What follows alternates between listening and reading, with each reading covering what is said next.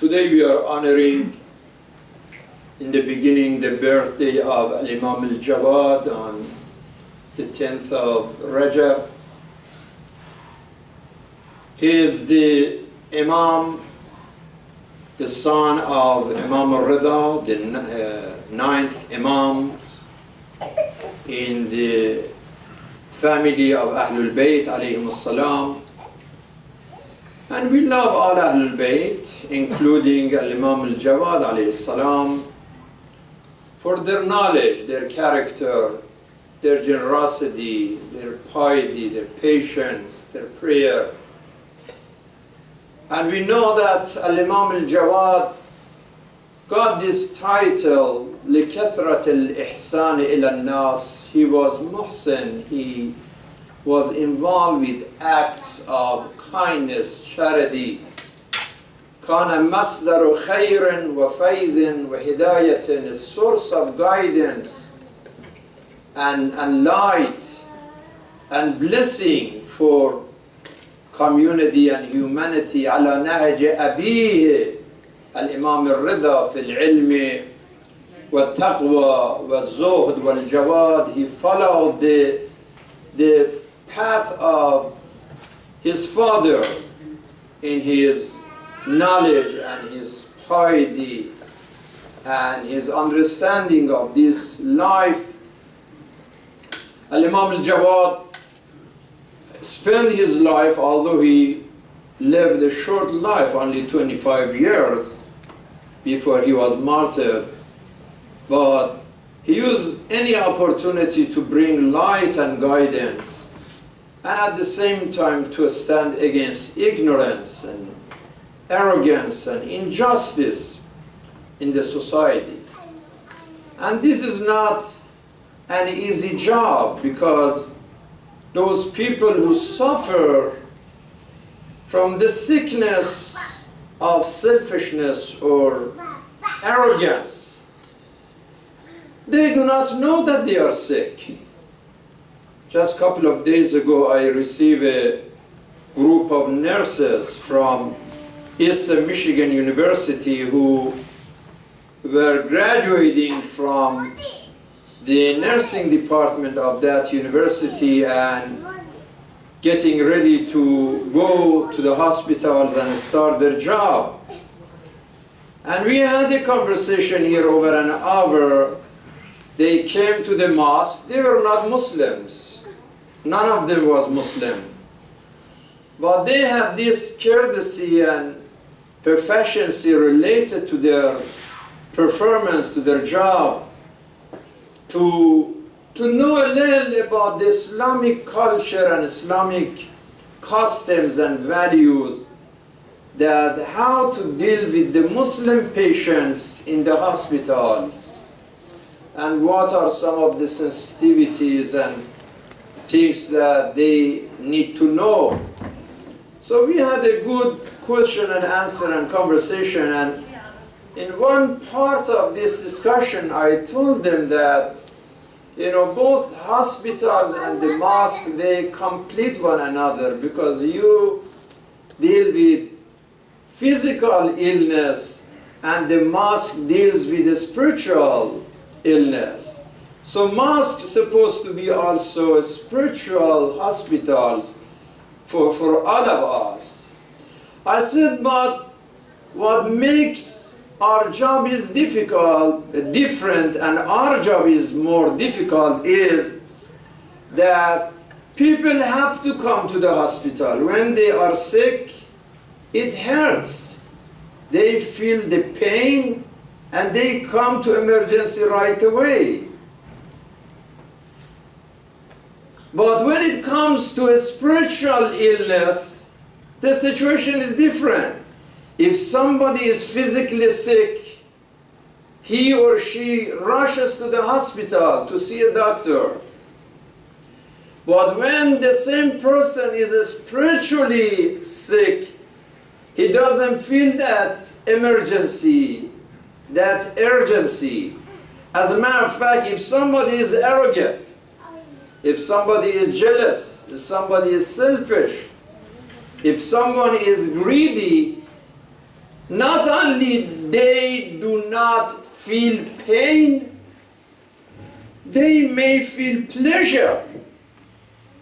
And it's very hard to provide treatment with someone whose pain is pleasure. I mean, if I enjoy it, why should I see a doctor?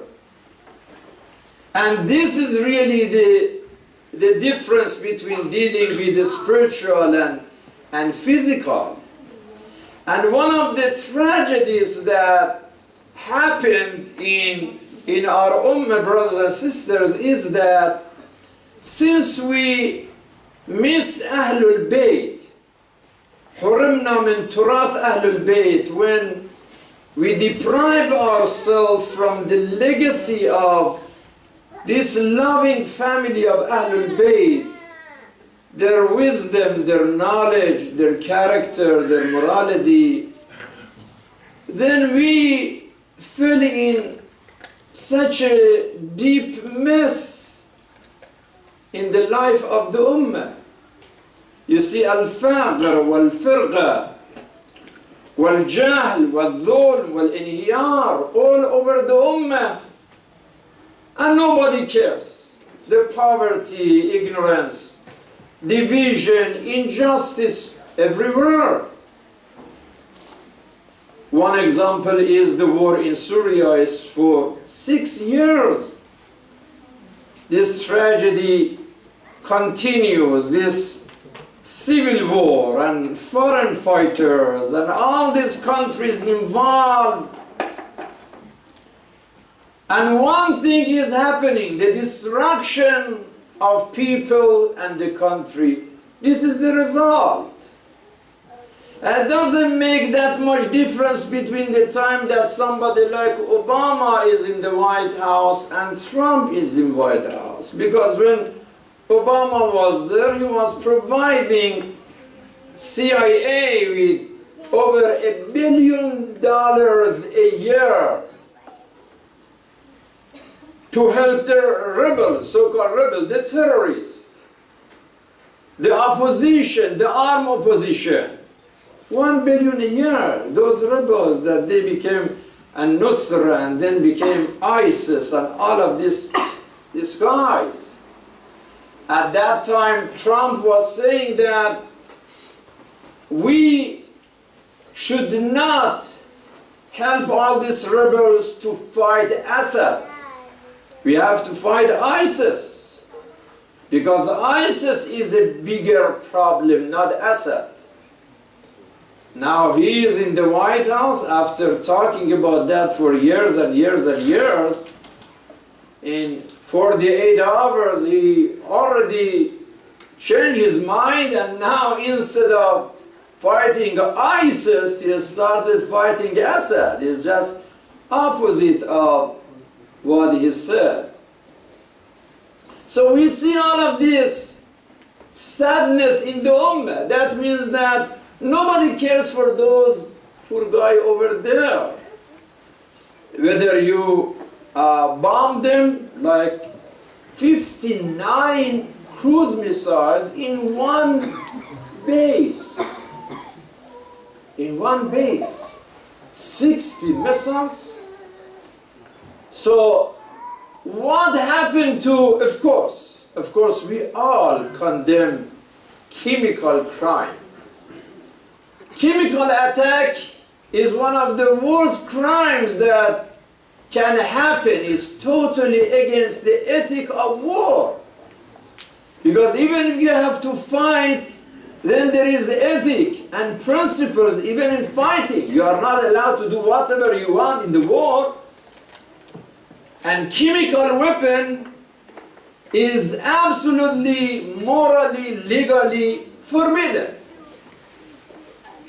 But then, if we saw that one day Saddam Hussein used chemical weapon, and in one day he killed over 5,000 people. Now in Syria 80 people were killed, and it was a crime.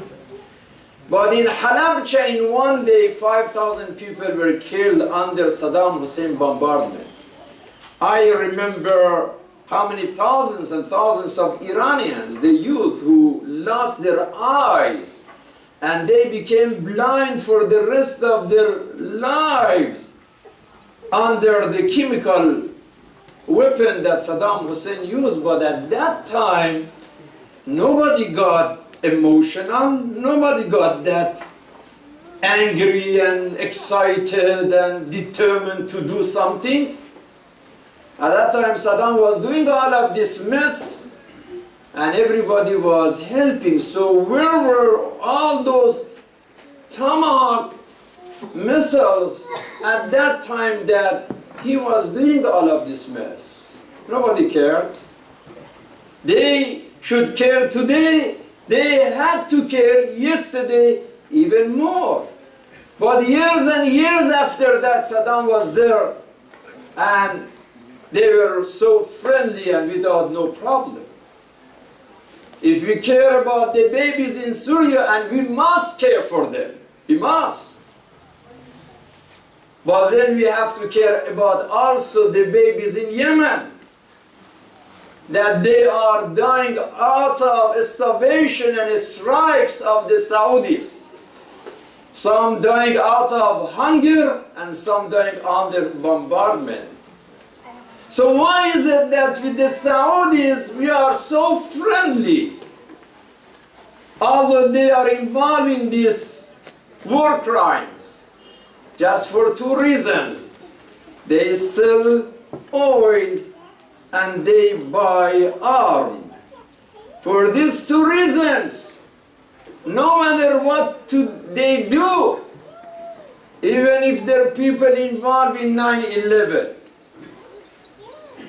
even if in any situation terrorist things, whether in California or Paris or London, some connection with that kingdom, but nobody cares. Instead of showing any anger over there, on the opposite, our government is on the side of Al-Qaeda in Syria, on the side of so-called jihadis in Syria, against a government that is even secular, is not even religious. So how can we really justify and rationalize all this hypocrisy when it's going there? In 2013, as a matter of fact, there was another thing about chemical weapon in Syria. And you remember at that time, a journalist, very famous, Simmer Harsh, he said that the chemical story at that time was an excuse to attack the government in Syria. But that finally came to an end, to an agreement that the Syrian government gave up all the chemical facilities that they had. And United Nations announced on the same year, 2013, United Nations announced that the government of Syria had no more access to chemical weapons. Why is it that in cases that there is accusation that ISIS or Al-Qaeda use chemical weapon, it's just nobody cares, and it doesn't hurt anybody.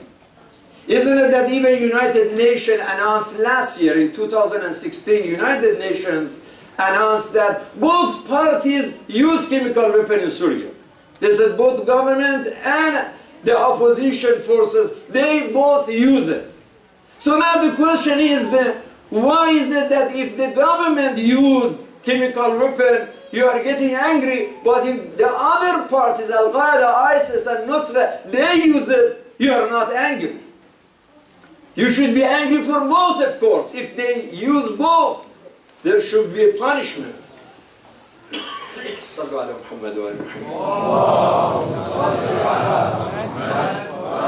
There should be no tolerance for chemical weapon, no matter who may use it. But then be honest about that. Why is it now that the happiest government in the world from yesterday bombardment in Syria is Israel and Saudi Arabia?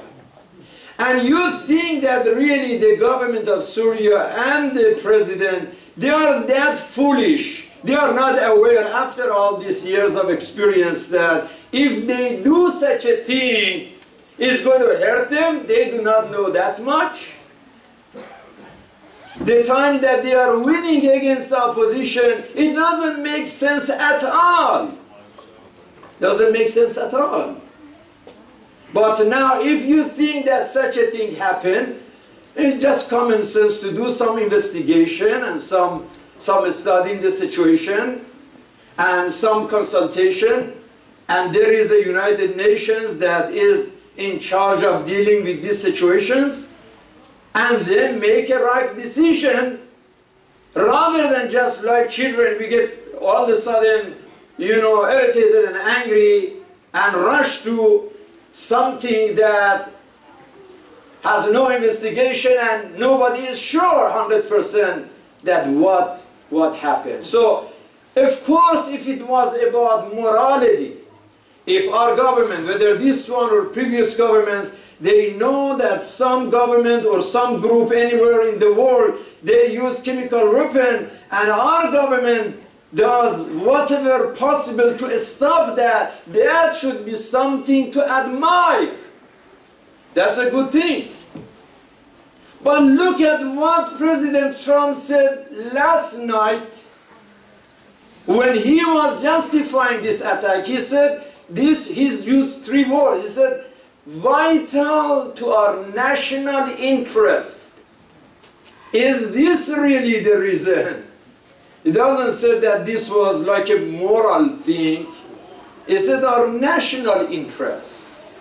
So what if something is in our national interest, but it is against the national interest of another nation or another country? Where is morality in such a situation?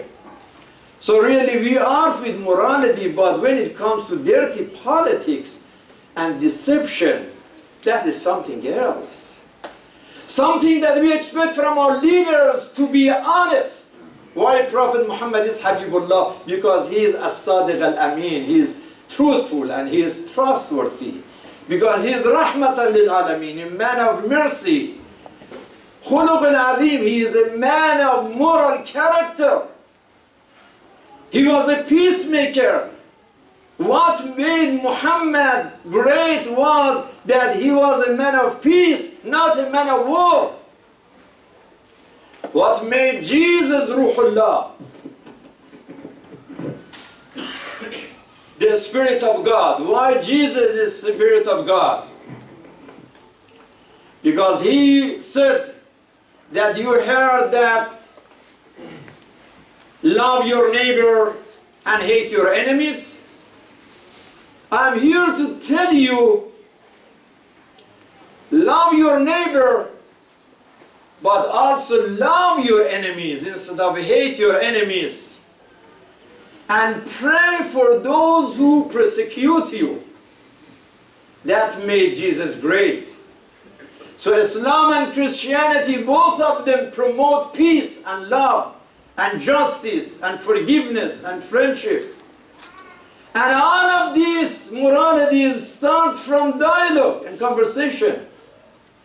If we are there to have all the conversation day and night with Saudi Arabia, that they are supporting terrorism, but we are not ready to have dialogue with the other party, the Syrian and the others who are victims of that terrorism. So you like the Syrian babies? So why then you put ban on Syria? Let all the babies of Syria come to the United States. Why you ban them? Why you stop them? If you care for them, let's stop the war. Do you think you can make peace with cruise missile? That makes more war and more poverty and more suffering and more pain and more instability and more division and more death and more destruction and more tension and more violence and more misery and more chaos and more confusion. This is the result of war. War brings more misery and more death and destruction and tension. War doesn't bring anything called peace and love. When our political leaders want to learn from the mistake, what happened in Iraq, what happened in Afghanistan, it took Tony Blair 12 years after the Iraqi war to come and apologize and say, sorry, I think that I should be blamed, partly blamed, for creation of ISIS after invasion of Iraq. This is a courageous thing for political leaders to be able to say sorry for their mistake. Because if they say sorry, that is preparation for forgiveness and for reconciliation, for friendship, for peace, for unity. But if instead of saying sorry, they want to be more arrogant and do more mess, we are going to be where we are.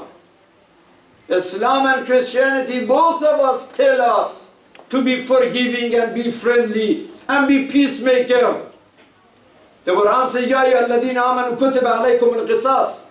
Yeah, even in the case of murder, a family member of yours is dead, is murdered, the Quran says, well, you have one option to go to the court and ask for qisas. Because for the murdered member of your family, you have right to do so. But then the verses, فَمَنْ عُفِيَ لَهُ مِنْ أَخِيهِ شَيْءٌ فَاتِّبَاعٌ بِالْمَعْرُوفِ وَأَدَاءُ إِلَيْهِ بِأَحْسَنِ ذَلِكَ تَخْفِيفٌ مِنْ رَبِّكُمْ وَرَحْمَةٌ. If instead of that, instead of qisas, an eye for eye, if you forgive your brother, isn't it amazing that although the other side is a murderer, but the Quran calls that as your brother? He said, do some settlement and compensation and then forgiveness. So pardon is even better when even the battle, the murder is happened. And he says, عُفِيَ لَهُ مِنْ أَخِيهِ.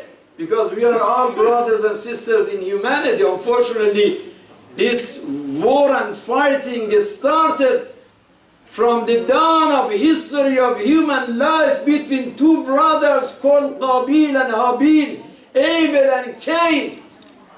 This war started from there. And then they didn't listen to what the Lord said and keep telling us, أَصْلِحُوا بَيْنَ أَخَوَيْكُمْ أَصْلِحُوا ذَاتَ بَيْنِكُمْ. Make reconciliation rather than revenge. The Quran says, وَإِنَّ أَحَدٌ مِّنَ الْمُشْرِكِينَ اسْتَجَارَكَ فَأَجِرْهُ حَتَّى يَسْمَعَ كَلَامَ اللَّهِ. Even if the pagans, they came to your prophet and they asked for protection, protect the pagans who were fighting with you and give them opportunity. They listen to the words of God, words of truth, and then help them to get to a safe haven. Do this because because they are ignorant. And deal with ignorant with integrity. ادفع بالتي هي أحسن فإذا الذي بينك وبينه عداوة كأنه ولي حميد. Even to your enemies, if you reply the evilness of that individual with the best way that you can reply, you may turn your worst enemy to your best friend. But in order to do that, إِلَّا الَّذِينَ صَبَرُوا, you have to be patient to do that. إِلَّا ذُو حَدٍّ عَظِيمٍ. Only the patient people and those who are blessed by God, they are able to reply the evil with goodness. This is what the Quran says, and then the following verse says that don't let the shaitan to operate over your temptations and bring revenge and enmity and animosity in the society, because God calls to peace. يَدْعُو إِلَى دَارِ السَّلَامِ. But this is shaitan. يُرِيدُ أَن يُوقِعَ بَيْنَكُمُ الْعَدَاوَةَ وَالْبَغْضَاءَ.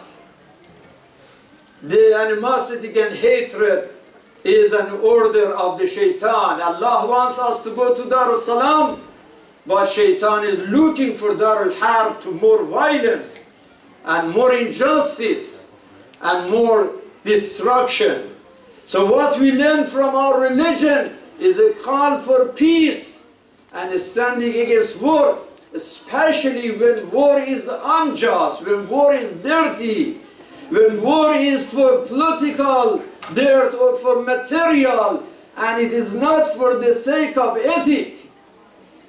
We are ordered to promote forgiveness and promote peace and promote friendship and promote love and promote brotherhood and unity and solidarity.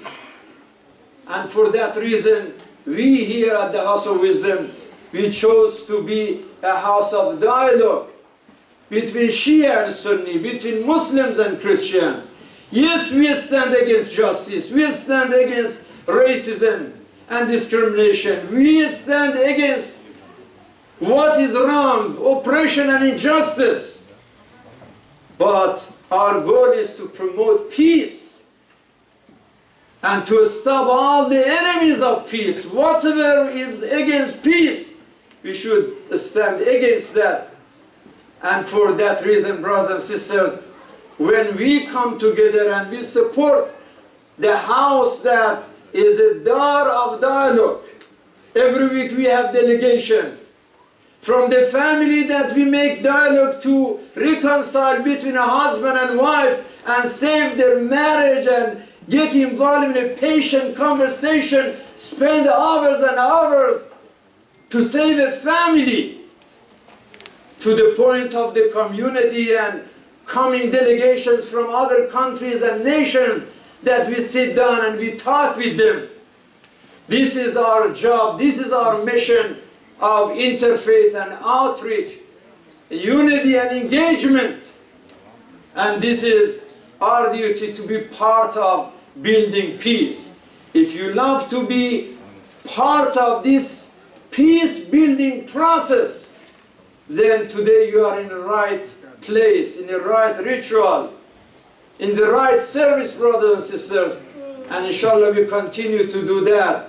When the day of our dinner on the 3rd of Shaban, the birthday of Imam al-Hussein, we have a Christian is coming to mosque to share with us the perspective that as a Christian he has about Imam al-Hussein, of man of freedom and justice and peace and love, who sacrificed for the sake of peace and justice. That is our Imam al-Hussein, and we pray for that. رَبَّنَا ظَلَمْنَا أَنفُسَنَا وَإِن لَمْ تَغْفِرْ لَنَا وَتَرْحَمْنَا لَنَكُونَنَّ مِنَ الْخَاسِرِينَ رَبَّنَا اغْفِرْ لَنَا وَلِإِخْوَانِنَا الَّذِينَ سَبَقُونَا بِالْإِيمَانِ وَلَا تَجْعَلْ فِي قُلُوبِنَا غِلًّا لِلَّذِينَ آمَنُوا رَبَّنَا إِنَّكَ رَءُوفٌ رَحِيمٌ عباد الله إن الله يأمر بالعدل والإحسان وإيتاء ذي القربى وينهى عن الفحشاء والمنكر والبغي يعظكم لعلكم تذكرون وإلى الصلاة إن الصلاة تنهى عن الفحشاء والمنكر والسلام عليكم ورحمة الله وبركاته.